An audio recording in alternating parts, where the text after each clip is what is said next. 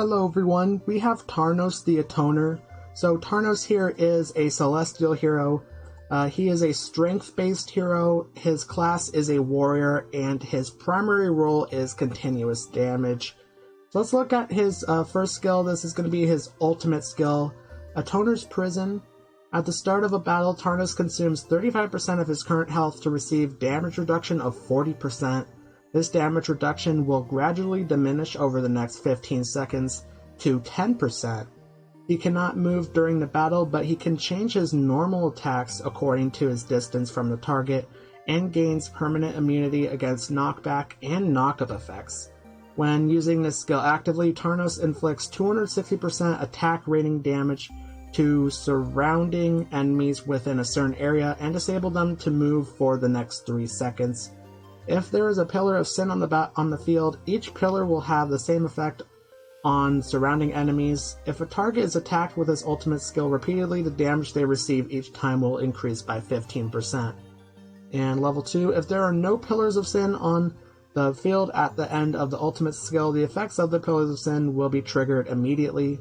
And level 3, Tarnos' damage reduction increases to 50% at the start of battle. Each time a pillar of sin is dropped, the diminishment of damage reduction is halted for 1 second. So this ability sounds very cool. He's going to get some damage reduction, and also the pillars of sin. They're talking about the pillars of sin here. I really want to know what those exactly are. So hopefully we'll find out what the pillars of sin are with one of these skills here. Okay, I'm going to move over to the next skill, Divine Punishment. This is a passive skill. Whenever an allied hero has suffered cumulative damage for 20% of their max health, Tarnos drops a pillar of sin behind the enemy that last dealt damage to the allied hero. It inflicts a damage equal to 140% Tarnos' attack rating to enemies within a certain area, and interrupts their attacks. These effects can only be triggered once every 5 seconds for each allied hero. There can only be a maximum of 3 pillars of sin on the field at one time. A newly created pillars of sin shatters other pillars nearby or beyond the maximum number. Deals damage equal to 200% of Tarnos' attack rating against enemies within a certain area and stuns them for 1.5 seconds.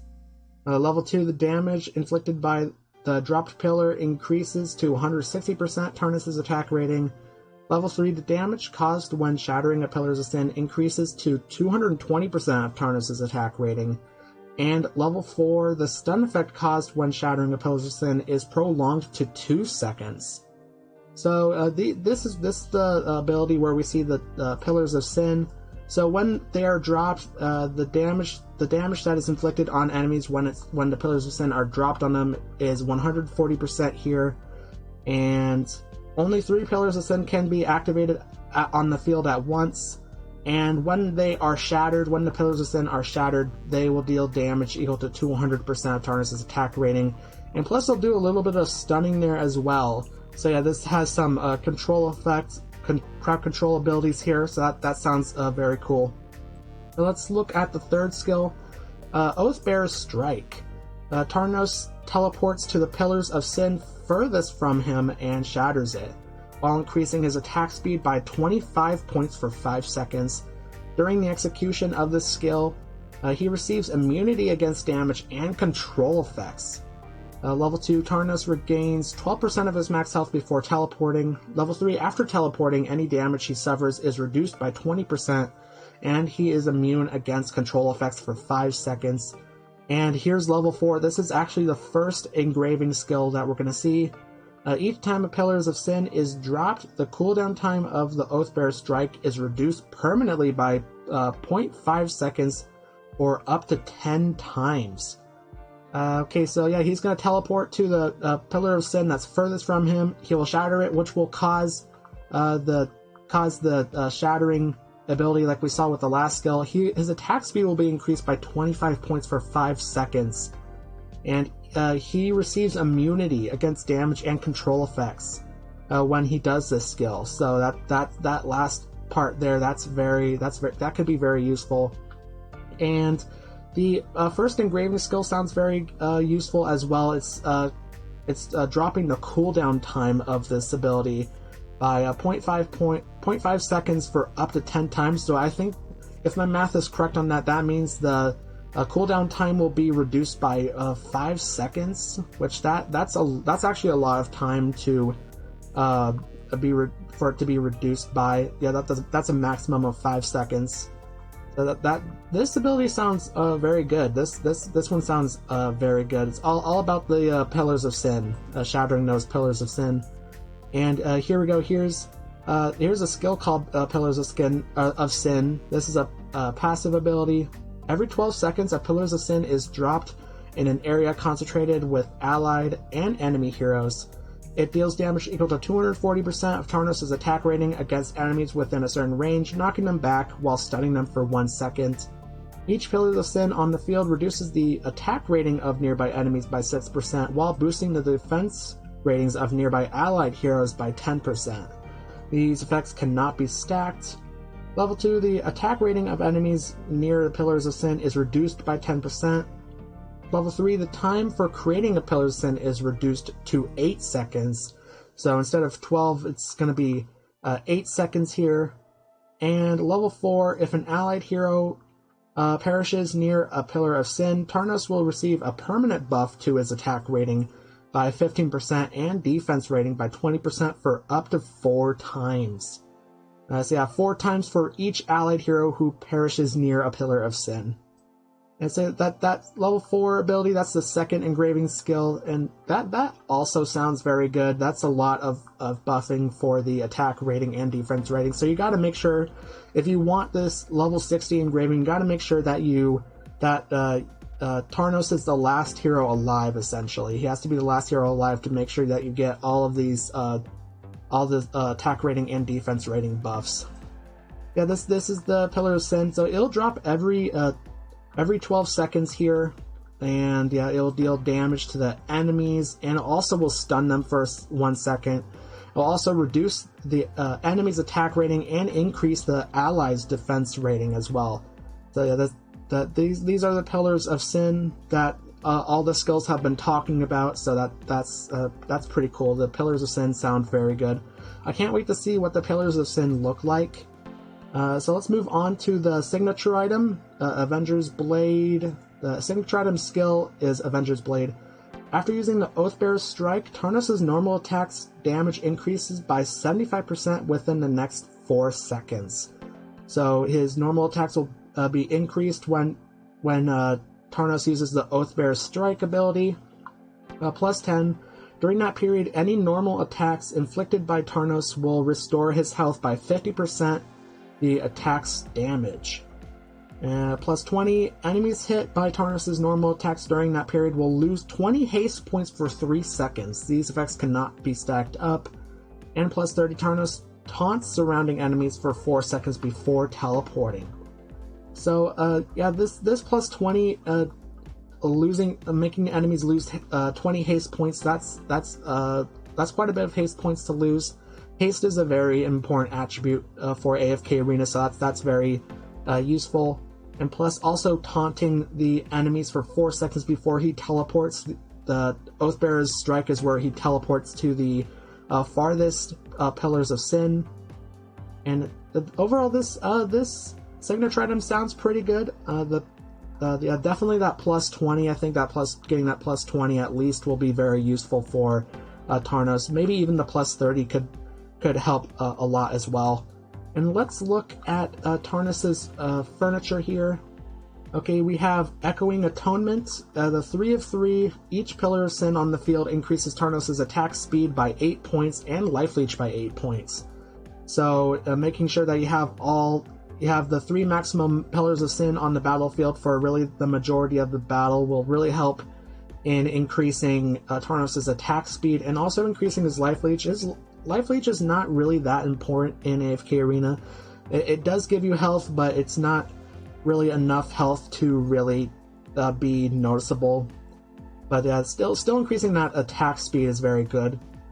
And the 9 of 9, when there are at least 2 Pillars of Sin on the field, the buff effect of the Pillars of Sin increases to 2 times its original value. So when you have 2 Pillars of Sin, the effects of the Pillars of Sin will increase, which that sounds very useful. This 9 of 9 ability sounds very useful, increasing those buffs for the Pillars of Sin, making them stronger, making just making the buffs stronger in general.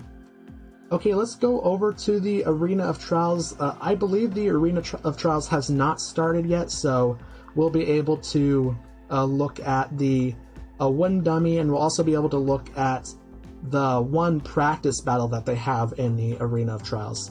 Okay, here we are. We have the wooden dummy, and we also have the Arena of Guardian up there. I'm going to start by looking at the wooden dummy that's in front of us. And yeah, this is just really to test out the abilities here. I'll go ahead and slow this down so we can see this easier. And there, as you can see, just like this skill said, he cannot move here. Yeah, and there he goes. He teleports over to the Pillars of Sin there.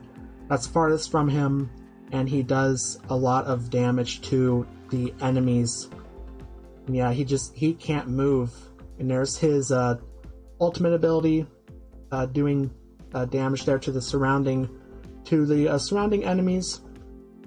He's doing quite a bit of damage here, which is very, very nice to see that he's doing quite a bit of damage. And yeah, the Pillars of Sin also have an area around them too, which is very cool to see. It kind of reminds me of Nemesis with his totems, his healing totems, the area around them.